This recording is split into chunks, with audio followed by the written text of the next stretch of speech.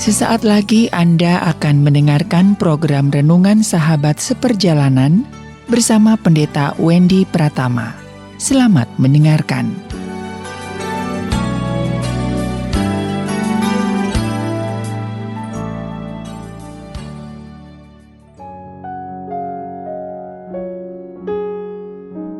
Selamat berjumpa kembali di dalam layanan audio Sahabat Seperjalanan. Hari ini adalah hari Selasa 11 Januari 2022. Tema renungan dan saat teduh kita dengan judul Jangan bunuh mimpimu, jangan bunuh mimpimu.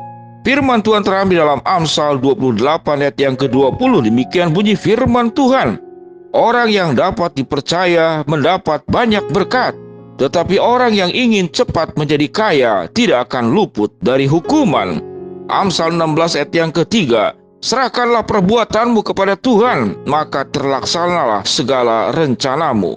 Mari kita berdoa. Bapa yang di dalam surga, hamba-Mu mau belajar kebenaran firman Allah bahwa di dalam mewujudkan mimpi ada peran diri kami dan ada peran Tuhan. Maka kedua-duanya kami mempercayainya dan kami ingin menggapai mimpi yang kami mimpikan. Dalam nama Tuhan Yesus kami berdoa. Amin. Shalom sahabat seperjalanan yang dikasihi Tuhan, jangan bunuh mimpimu. Ada satu kalimat yang berkata seseorang itu telah mati setelah dia itu tidak punya mimpi lagi. Sehingga kematian tidak hanya berbicara tentang berakhirnya kehidupan, tetapi kematian itu terjadi juga pada saat seorang tidak punya mimpi lagi, pada saat seorang tidak punya lagi sebuah harapan untuk mencapai sesuatu yang lebih baik, lebih tinggi, dan lebih mulia. Sehingga sahabat seperjalanan, statement dan kalimat jangan bunuh mimpimu ini benar-benar jangan sampai terjadi pada diri kita semua pada saat kita membunuh mimpi kita sendiri.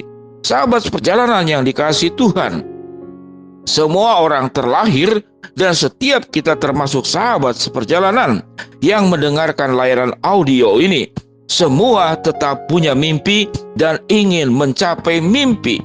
Sewaktu saya tanyakan kepada sahabat seperjalanan, apa mimpimu?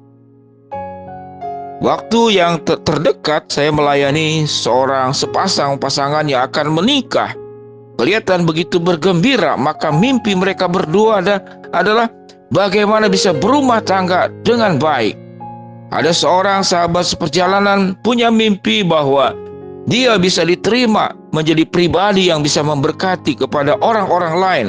Sehingga sahabat seperjalanan yang masih remaja ini, dia merasa terpukul tatkala dia tidak bisa diterima di lingkungan temannya, ditinggalkan oleh sahabatnya. Lalu dia bertekad bagaimana supaya dia bisa diterima. Maka setiap jenjang usia punya pergumulan. Anak-anak punya pergumulan, anak remaja punya pergumulan, yang sudah dewasa punya pergumulan, dan yang sudah lansia pun punya pergumulan. Dan di setiap jenjang usia, di dalam setiap pergumulan ada mimpi, ada harapan yang ingin dicapai. Sahabat seperjalanan yang dikasihi Tuhan, jangan bunuh mimpimu. Dan arti yang lebih positif, maka bermimpilah dan hidupkanlah mimpimu. Kalimat yang disampaikan tadi, kematian terjadi dua hal. Yang pertama, kematian memang kematian fisik. Yang kedua adalah tatkala seseorang itu berhenti berharap, berhenti bermimpi, maka kematian itu terjadi pada saat dia masih hidup. Sahabat seperjalanan, apa yang dikatakan firman Tuhan? Orang yang dapat dipercaya mendapat banyak berkat. Maka mimpi yang terbesar salah satunya, bagaimana hidup kita itu dipenuhi dengan berkat. Alkitab mencatat syaratnya itu apa? Yaitu orang yang bisa dipercaya. Sahabat seperjalanan, kalimatnya pendek, bisa dipercaya. Tetapi berjuang untuk menjadi orang yang bisa dipercaya dan akibat bisa dipercaya, kita mendapat banyak berkat, itu memang tidak mudah. Sehingga mimpi itu tidak bisa dicapai dalam mimpi. Maka mimpi harus bisa dicapai di dalam kenyataan. Pak Pendeta, saya sudah berhasil mencapai yang saya mimpikan. Oh, kapan? Cepat sekali. Kemarin engkau bertekad menggapai mimpi, kok hari ini sudah tercapai? Iya, saya menggapai mimpi di dalam mimpi saya. Wah, sahabat seperjalanan, dia menggapai mimpi di dalam mimpinya. Terus waktu saya terbangun ternyata cuma mimpi. Jadi keberhasilan dalam mimpi ya sah-sah saja, menyenangkan. Tapi setelah terbangun itu cuma mimpi. Sahabat seperjalanan, Alkitab mengatakan dalam Amsal 28 ayat yang ke-20, bagaimana kita menggapai mimpi? Yaitu menjadi orang yang bisa dipercaya. Orang yang bisa dipercaya, maka dia harus melewati proses.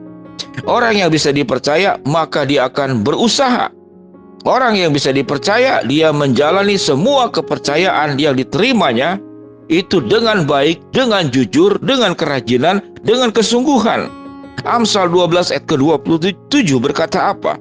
Orang malas tidak akan menangkap buruannya, tetapi orang rajin akan memperoleh harta berharga. Sehingga Alkitab mencatat bahwa menggapai mimpi ada usaha. Ada usaha, ada proses yang kita kerjakan. Setiap jenjang usia punya mimpinya masing-masing.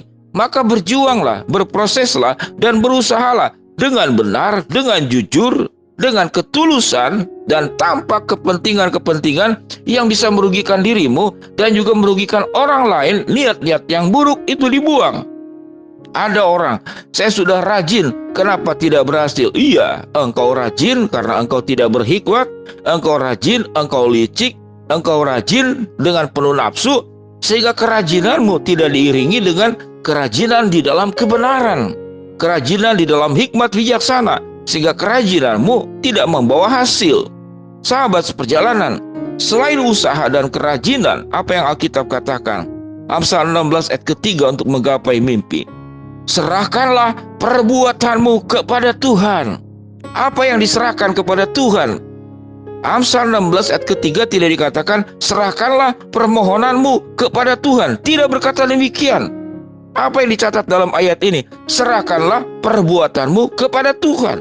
Jadi artinya, sebelum kita menyerahkan sesuatu, memohon sesuatu, maka berbuatlah. Setelah engkau berbuat, serahkanlah perbuatanmu itu kepada Tuhan. Maka terlaksanalah segala rencanamu. Sahabat seperjalanan yang dikasihi Tuhan, berjuang sebisa-bisanya, berjuang sedapat-dapatnya, berjuang semaksimalnya. Itu adalah bagian daripada kita untuk menggapai mimpi. Setelah kita berjuang, Alkitab mengatakan dalam Amsal 16 ayat yang ke-3, serahkanlah perbuatanmu kepada Tuhan, maka terlaksanalah segala rencanamu. Sahabat seperjalanan, jadilah orang yang bisa dipercaya. Jadilah orang yang berproses dan berusaha dengan sungguh-sungguh, dengan kerajinan, dan berjuanglah semaksimalnya. Selebihnya daripada itu, Amsal 16 ayat yang ke-3, serahkanlah perbuatanmu kepada Tuhan. Setelah engkau berbuat, baru serahkan kepada Tuhan. Jangan kau belum berbuat apa-apa, engkau hanya bermimpi dan bermimpi tidak melakukan sesuatu, lalu menyerahkan semuanya kepada Tuhan. Tidak demikian. Alkitab berkata, serahkanlah perbuatanmu kepada Tuhan, maka terlaksanalah segala rencanamu. Alkitab mengatakan ayat yang luar biasa. Orang yang dapat dipercaya mendapat banyak berkat, tetapi orang yang ingin cepat menjadi kaya tidak akan luput daripada hukuman. Orang yang ingin cepat jadi kaya biasanya melakukan perbuatan-perbuatan menyimpang. Sahabat perjalanan, jangan bunuh mimpimu.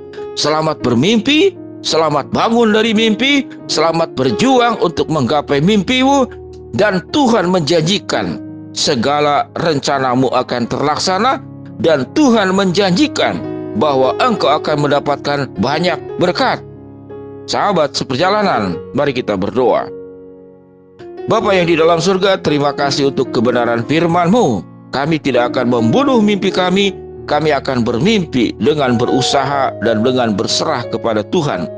Berkati setiap sahabat perjalanan yang sakit, Tuhan jamah sembuhkan, yang sedang menghadapi rintangan masalah, Tuhan bukakan jalan, yang sedang memohon sesuatu kepada Tuhan, Tuhan kabulkan sesuai dengan waktu, rencana, dan kehendak-Mu. Dalam nama Tuhan Yesus kami berdoa, amin.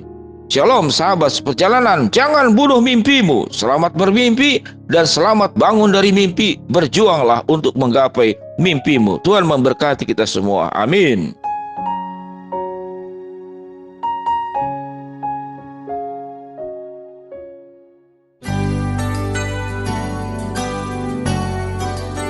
Anda baru saja mendengarkan program Renungan Sahabat Seperjalanan bersama Pendeta Wendy Pratama. Terima kasih atas perhatian Anda. Tuhan Yesus memberkati.